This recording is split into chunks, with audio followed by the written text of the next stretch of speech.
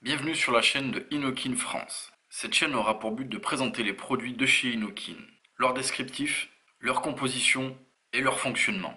Tout ceci en partenariat entre le pôle Inokin France et Seb et Levap.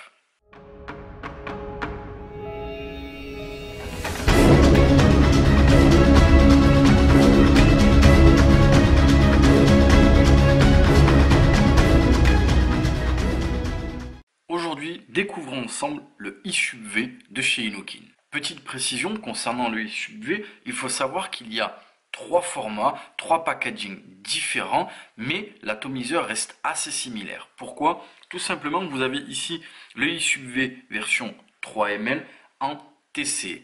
On a ensuite le iSUB-V version 3 ml normal et nous avons le iSUB-V version 5 ml. Sur la version 5 ml, bien entendu, les mesures, le poids, bref, toutes les caractéristiques techniques en termes de taille sont différentes car on est sur un format 5 ml.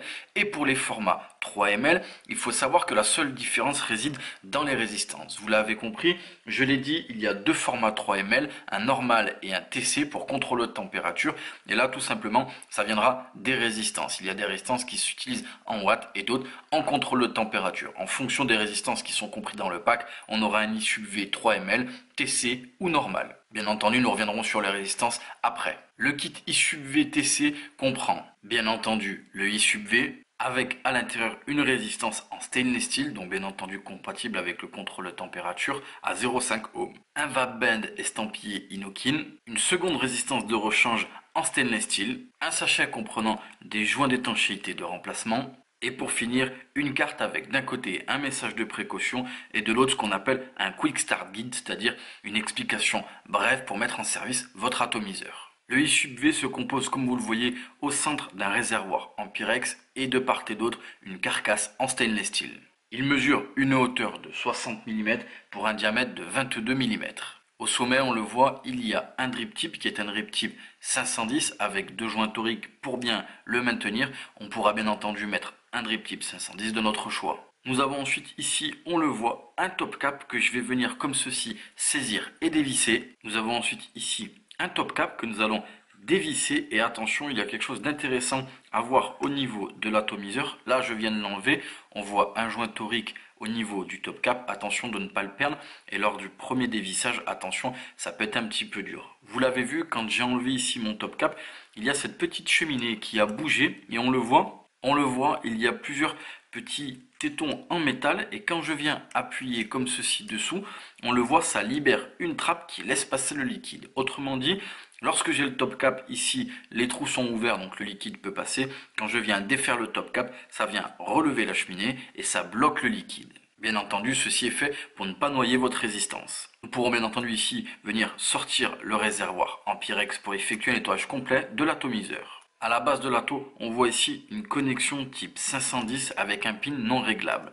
On le voit également, ici nous avons une petite bague pour venir ouvrir ou fermer les arrivées d'air. Les arrivées d'air sont au nombre de 2 en forme de cyclope. Il y a ici un petit téton en métal pour venir bloquer. Ensuite, nous allons prendre ici cette base, nous allons tout simplement la dévisser car les résistances de chez Inokin pour cet atomiseur sont un petit peu particulières à insérer. Tout simplement comme si je vous voyez, je viens d'enlever ici le bottom cap, il me reste la connexion 510. Ici, le bottom cap vient juste venir faire étau. Et on le voit ici, je n'ai plus qu'à saisir cette partie-là, à venir tirer et on le voit, c'est la résistance qui sort complètement. Bien entendu, pour remettre la résistance, ici on le voit, il y a deux petits morceaux en métal et là on le voit au niveau de la résistance, on n'a pas une collerette qui est complètement ronde. On a deux morceaux qui sont plats et donc il y a bien entendu un sens, il faut mettre les morceaux plats au niveau du surplus en métal. Et c'est comme ceci que je vais pouvoir changer mes résistances. Parlons maintenant un petit peu des résistances. Il y en a plusieurs disponibles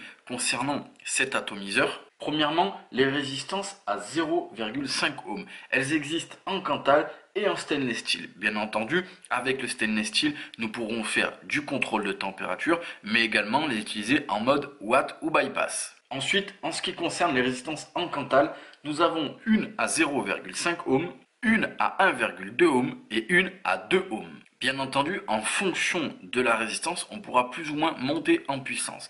Plus votre résistance sera basse, par exemple celle à 0,5, vous pourrez monter aux alentours de 60 watts. En ce qui concerne la 1,2 et la 2 ohms, on pourra monter au maximum jusqu'à une quinzaine, voire une vingtaine de watts. Bien entendu, ces résistances sont faites pour faire de la prise directe et indirecte. Quand on va avoir une résistance basse à 0,5 ou moins, on va ouvrir ici les arrivées d'air à fond et nous prendrons la vapeur directement dans les poumons. Pour ceux qui veulent faire de la vape indirecte, c'est-à-dire d'abord dans la bouche, ensuite dans les poumons, vous prendrez une résistance à 1,2 voire 2 ohms. On va ici restreindre l'arrivée d'air aux 3/4, on baissera les watts et nous pourrons tirer directement dans la bouche puis ensuite dans les poumons. À savoir bien entendu que ces résistances ne sont pas faites que pour ici le I-Sub V. Elles sont compatibles avec bien entendu le I-Sub, le I-Sub G, le I-Sub Apex et le I-Sub 5. Les points forts de cet atomiseur sont bien entendu les matériaux, le stainless steel ainsi que le tank en Pyrex. Il est capable d'être très puissant, on peut monter assez haut en watts, mais il est résistant à la chaleur. Et nous pouvons faire de l'inhalation directe et indirecte en fonction bien entendu de la résistance montée et du réglage de l'airflow.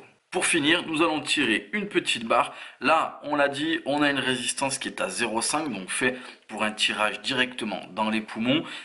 La box m'affiche bien 0,5 ohms. Je suis à 30 watts. Elle peut accepter entre 30 et 60 watts. J'ai un liquide qui est en 50-50, 0 mg et on teste ça.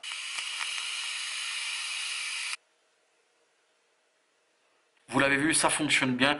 La restitution de la saveur est correcte pour ce genre d'atomiseur. Et nous vous remercions d'avoir regardé cette vidéo sur la chaîne de Inokin France.